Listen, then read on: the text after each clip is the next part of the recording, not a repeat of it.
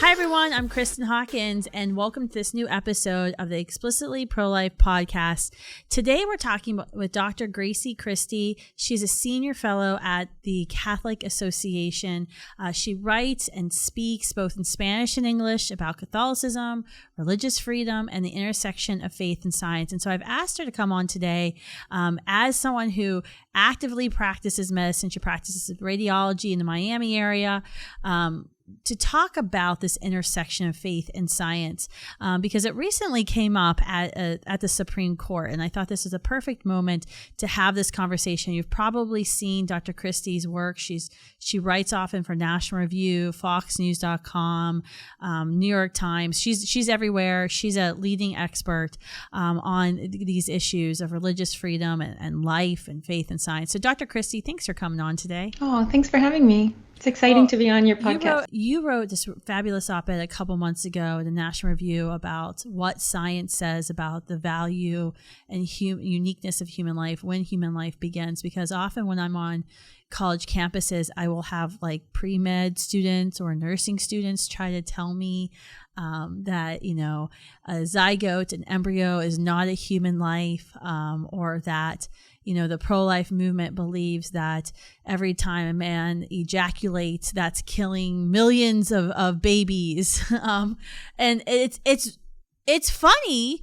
but it's also very sad because these are students who are seeking careers in the medical field. And it's not like it's rare because we see this all the time from, abortionists and other doctors.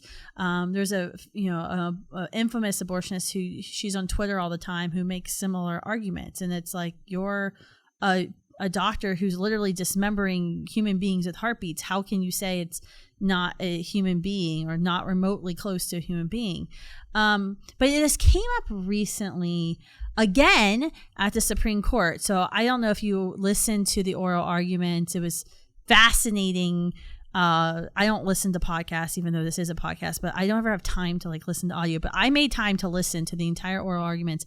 And Justice Sonia Sotomayor, who is visibly pro-abortion in her remarks, literally asked the Solicitor General of Mississippi, how is your pro-life position anything but a religious position? This can only be a religious position when you argue for the humanity of the child. How do you respond to somebody who says that when you talk about the value of a human life, and that what is inside of a mother is a human being, that's a religious position?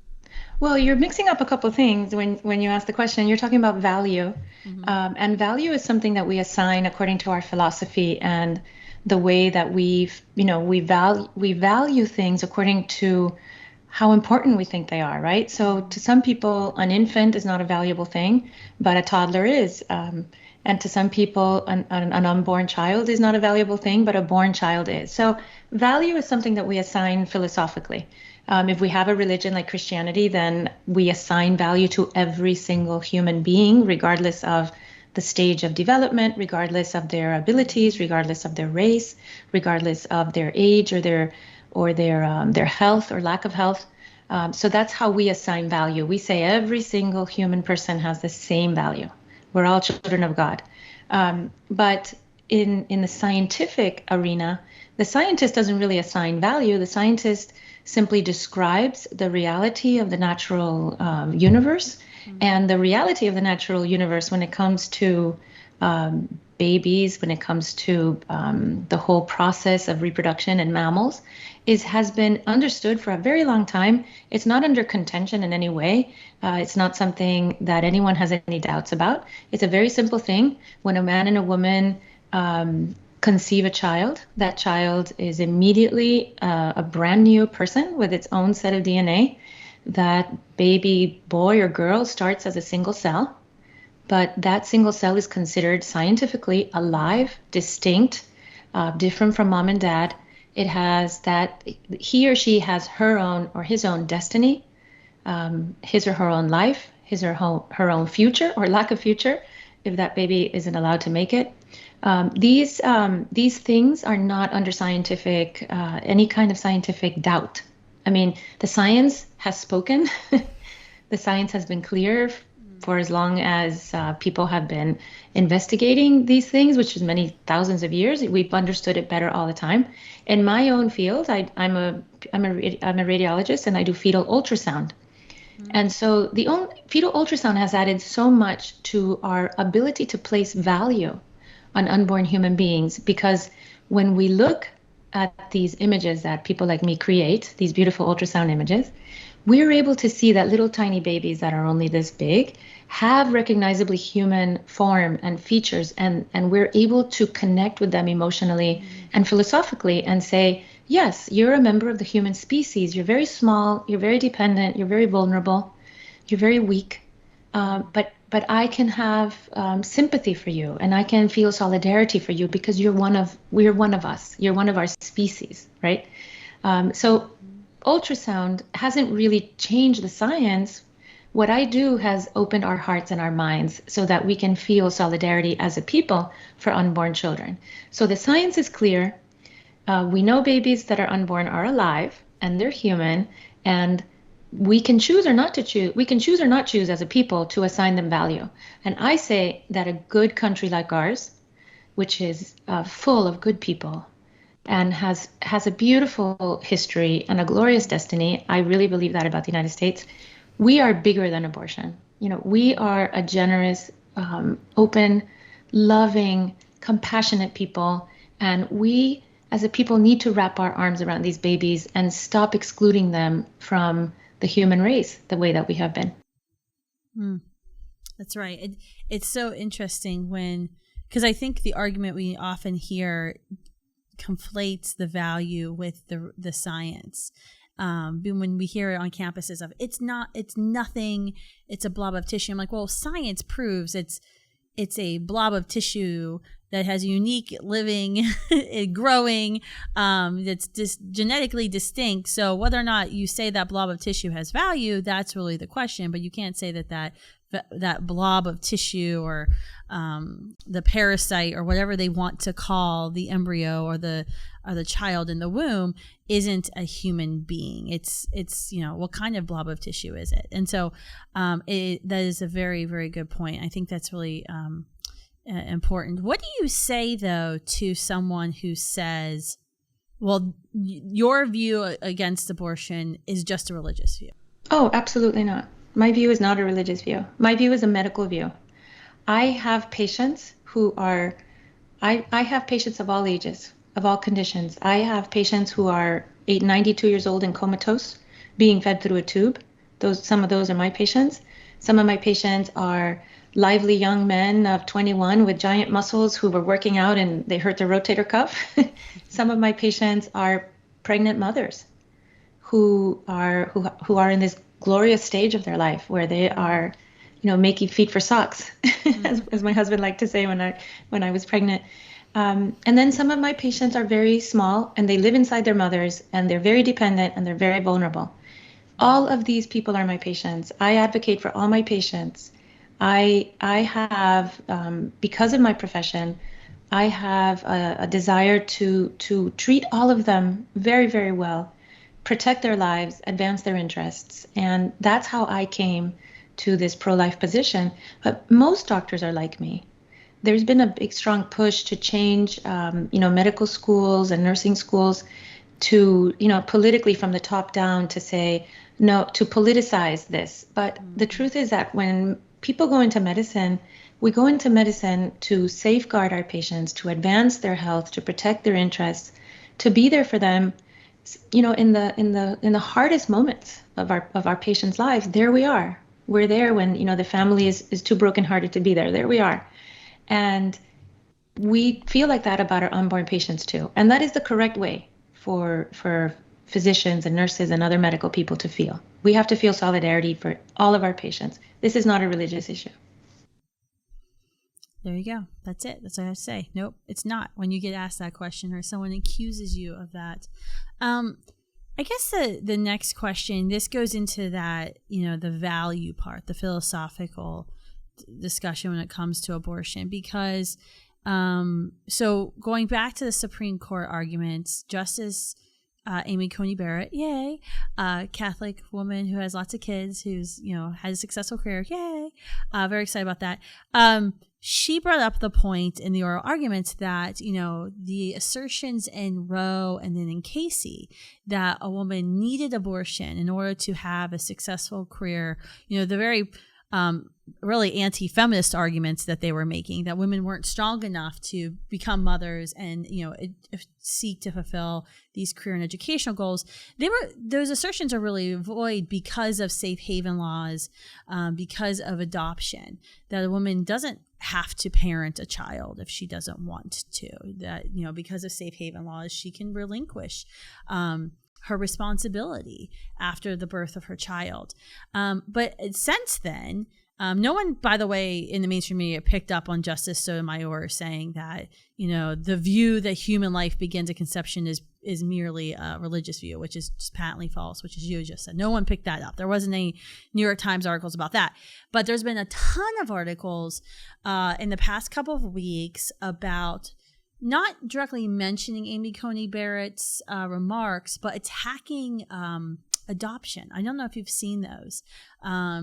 And it's like this concerted effort, because it was like New York Times, then Vogue, then like the memo has gone out, and they're all like following suit, and just like they're doing right now in chemical abortion, same deal. They have a fantastic distribution network there with all these mainstream outlets, but the underlying argument for what they're making is that those mothers who choose adoption, those who've been placed with adoptive families, will suffer because an adoption plan was made. And it's really like this argument of like, well, that doesn't, abortion's so much easier because with adoption, people suffer. And I think that's an important question.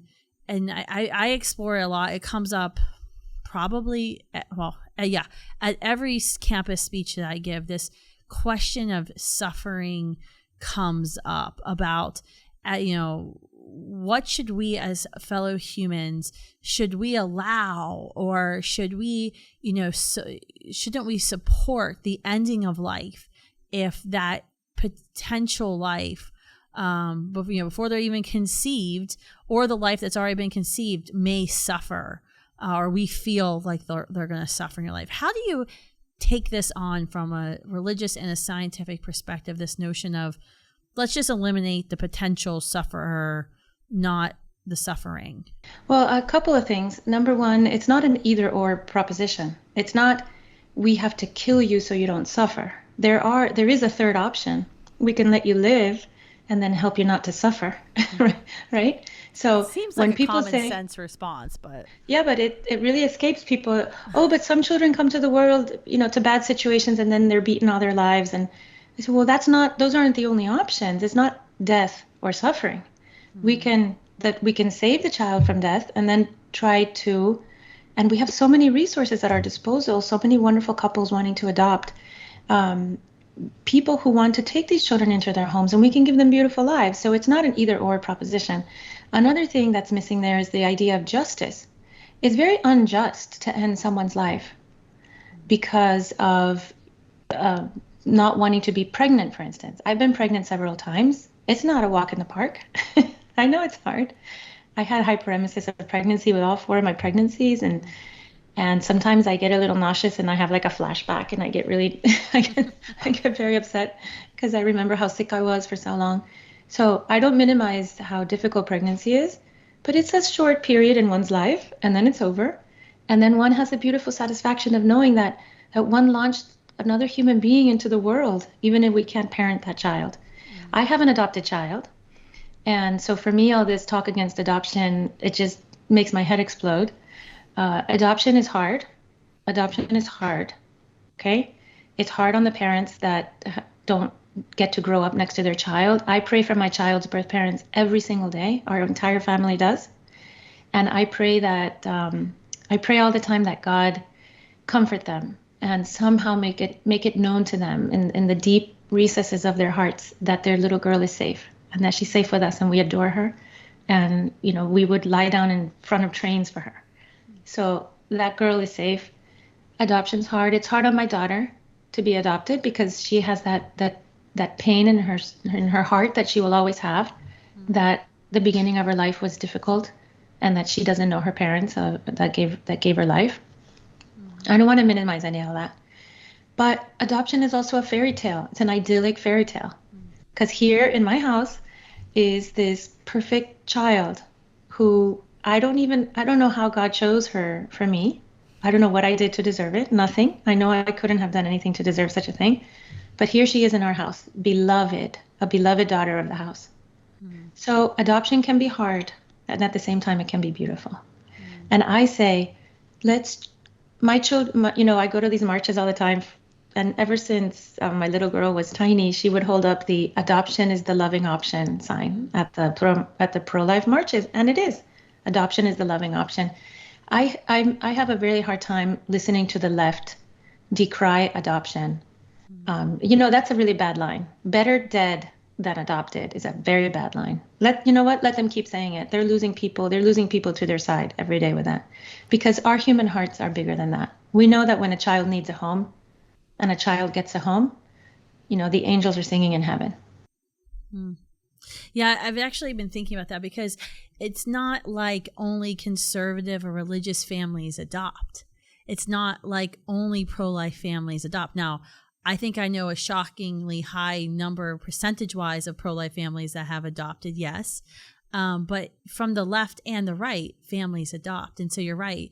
Let them just keep saying. I actually think about the LGBT lobby, and I don't want to make a comment on this, but there's been this huge push for same-sex couple adoptions in recent years.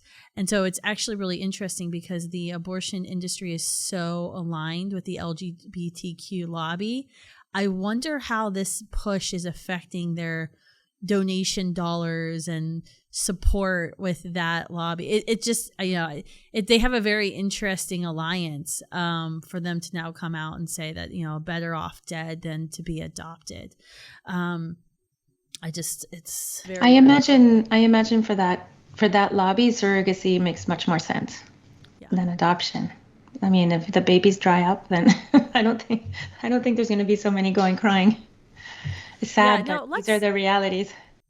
Yeah, no. Well, now that you brought that up, let's talk about surrogacy and IVF. We don't talk a whole lot about that in the pro-life movement. I think we're talking a lot about saving these children from the violence of abortion every day. But that definitely is something that we should talk a little bit about. I know in the Catholic Church, it is talked a little bit more because there's a theology of the body, where I know some of my own family members who are Protestant Christians. It doesn't really come up, the discussion of IVF and surrogacy. And I've actually had some really interesting conversations with people who are very much opposed to abortion. And then they'll start talking about the wonderment of IVF and the wonderment of surrogacy. And, like, oh, isn't this fantastic? Because couples who are experiencing infertility now have, have this way to have a child. How do you talk about IVF and surrogacy, and really what the dangers are to women and families, and not to mention the babies, the preborn humans? I do talk about it, but I agree with you that it's a difficult topic because it's very pretty on the surface. Yeah. And it's only when you dig down a little deeper that you start seeing all the bad things that come with it. It's a little like contraception, right? Contraception seems always from the beginning, you say, well, the way it was packaged for us, they said it's a way for married couples to regulate their families.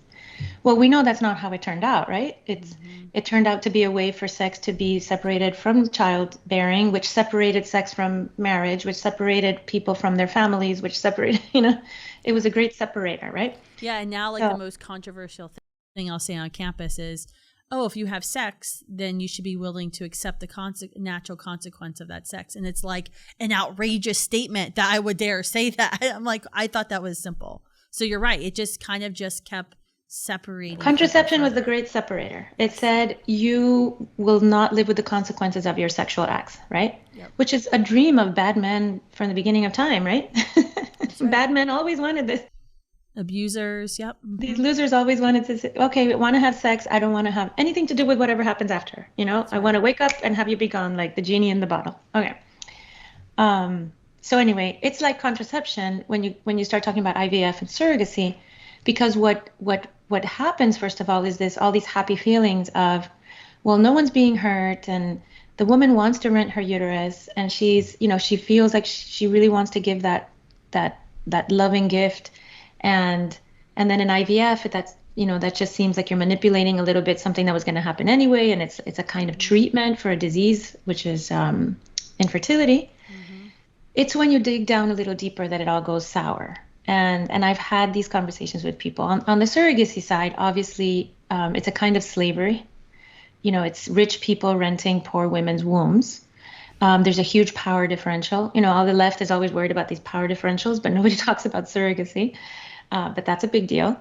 Very often, women in Eastern Europe, for instance, rent their wombs. The babies, if they're disabled, they're rejected. The babies are What does that mean, rejected? What does that mean? Abandoned, not picked up. They don't belong to anyone if the babies are disabled. This happens all the time. If the babies are diagnosed in utero? I'm sure that the women are pressured to abort, or the women are told, hey, you have to abort, right? You have to abort. It's probably in some contracts you have to abort a disabled baby, or the people walk away from the baby and the parents walk away and they say, that's your problem. So the woman's the one with the anencephalic baby or whatever's wrong with the poor baby. There's also the issue of children as commodities, which is what happens in IVF and in surrogacy. We've commodified the child. So the child is something that this has seeped into our consciousness as a nation, as a culture, as a culture, because it's the whole Western culture, that a child is something not that comes out of it's not the fruit of the union of the man and woman who love each other entirely and give themselves to each other in marriage.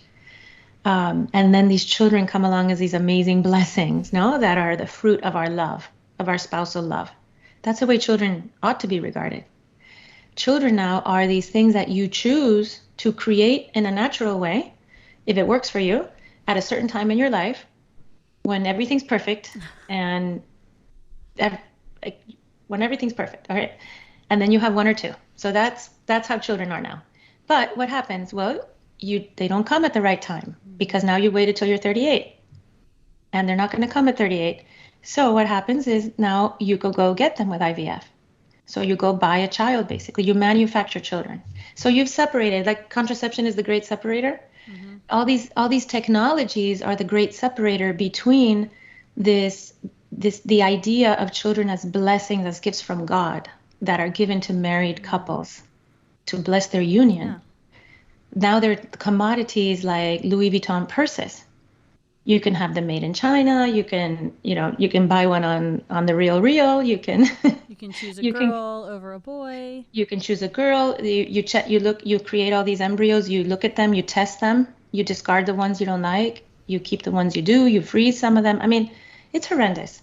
But these things are all lower level things that you have to dig a little deeper to get at. And nobody wants to get there. No, everybody wants to think only of the happy ending. Mm-hmm. The happy ending is, and they always picture this one couple, right? Like the perfect couple in their mind. This beautiful young couple who got married and did everything right. And 8 years later, no baby. Then they're gonna go rent a womb, and everything's gonna be fabulous. They're gonna be at the birth. It's gonna be an amazing experience for everyone.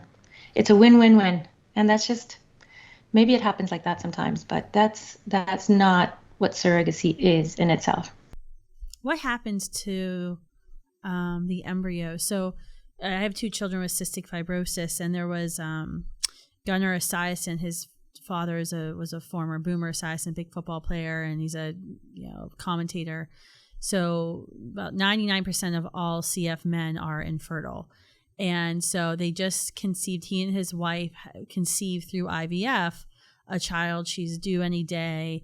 And it's, been talked a lot about in the CF community, this, IVF, and how this IVF is this wonderful treatment for CF men who have sperm but lack the vas deferens to ejaculate sperm. And it's great. I'm happy that they're able to have a child. I'm so excited that they're excited to have this baby. But then I think about what happened to the other children. And, you know, he obviously is a carrier for cystic fibrosis, having CF. Did they screen out, i.e. discard or donate the embryos, the humans that were created?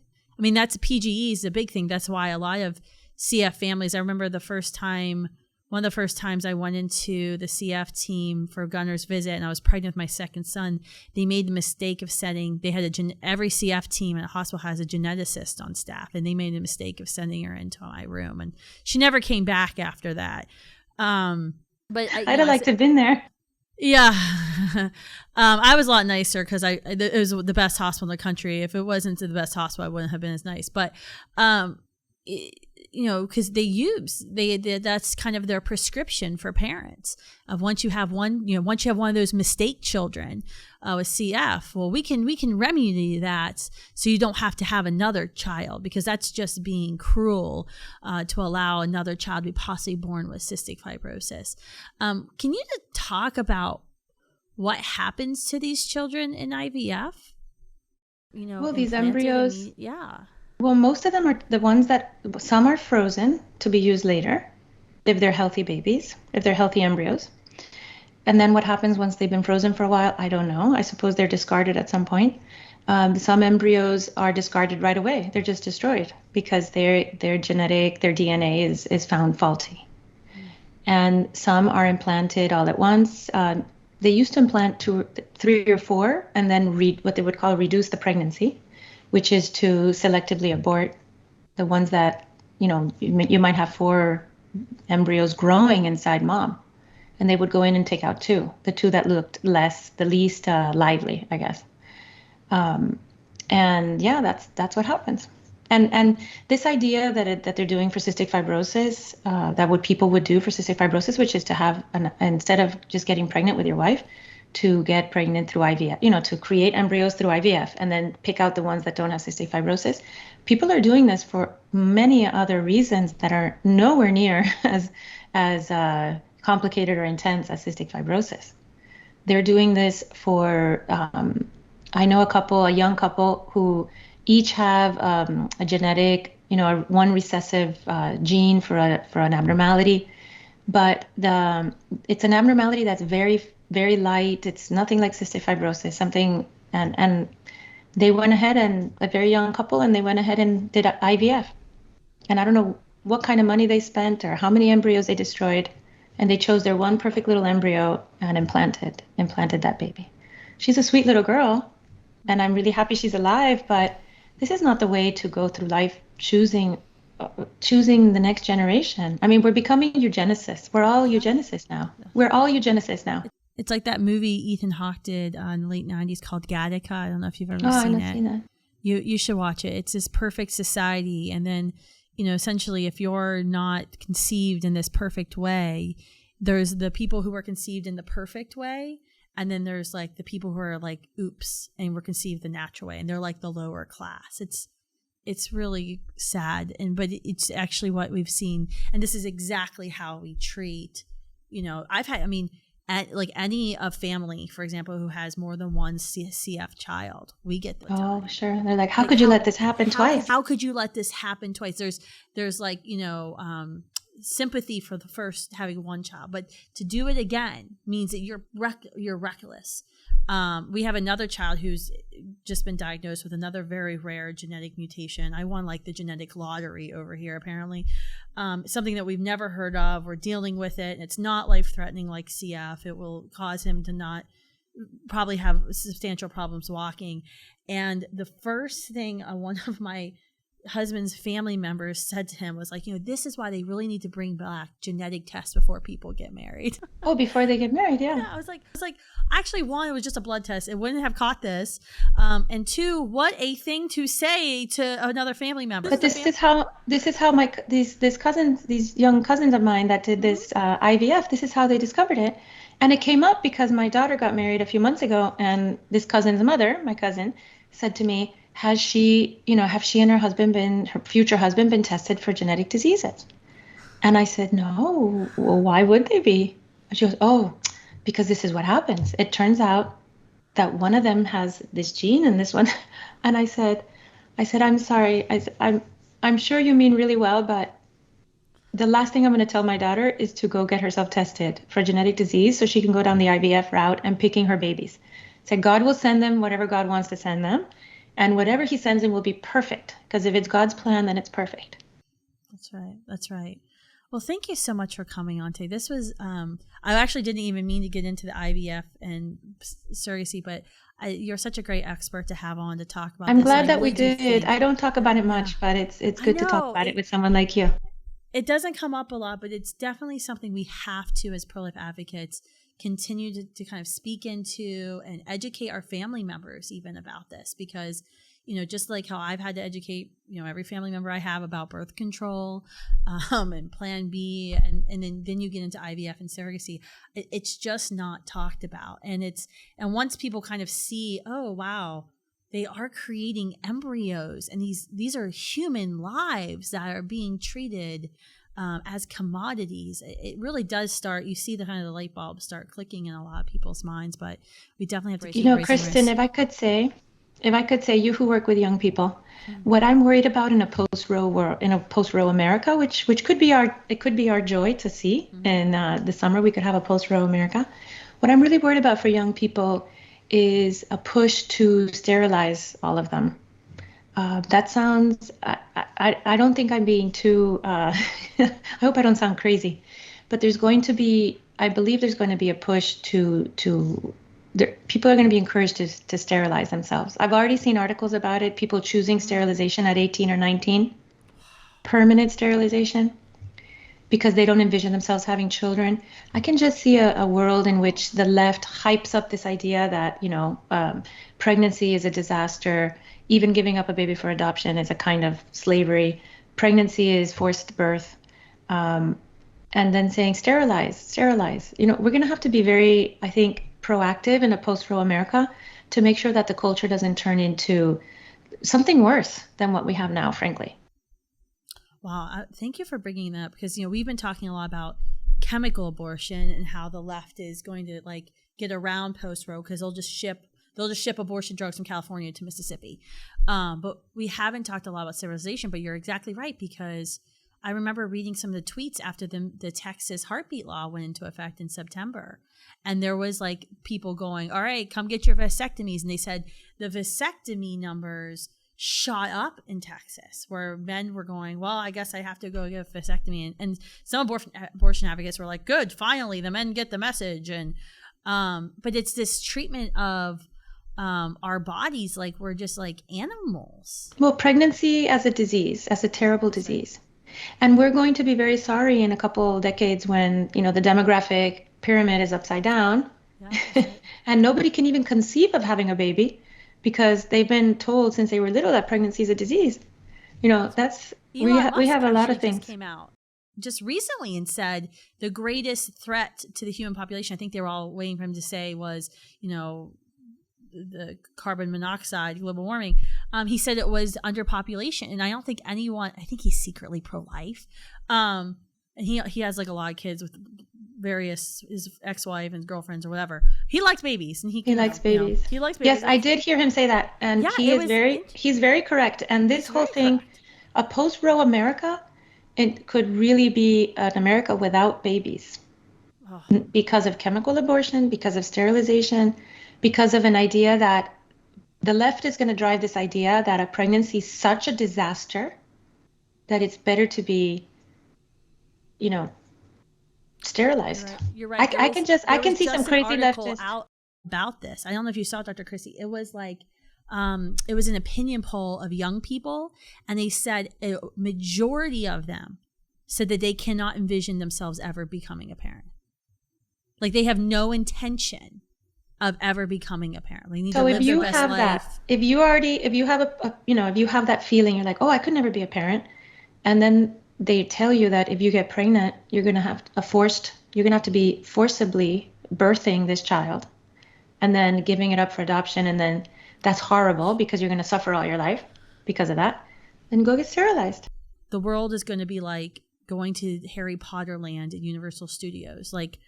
all these adult children, like we took our kids to Universal Studios for my son's birthday, and we were having fun. We went into the Harry Potter land, and like we found out that's where everybody in the park was at, and the lines were long, and like all these adults were like zooming in front of our kids wearing like their robes and holding their wand stick things. And my husband was like, these are adults. Like, they are way worse than any of the children in this park. That's what our world will be like if no one's having children. Check their strollers. There's little puppies. There's dogs in their strollers. So I do have 2 puppies. I love that. I don't put them in strollers. I have 2 dogs I love.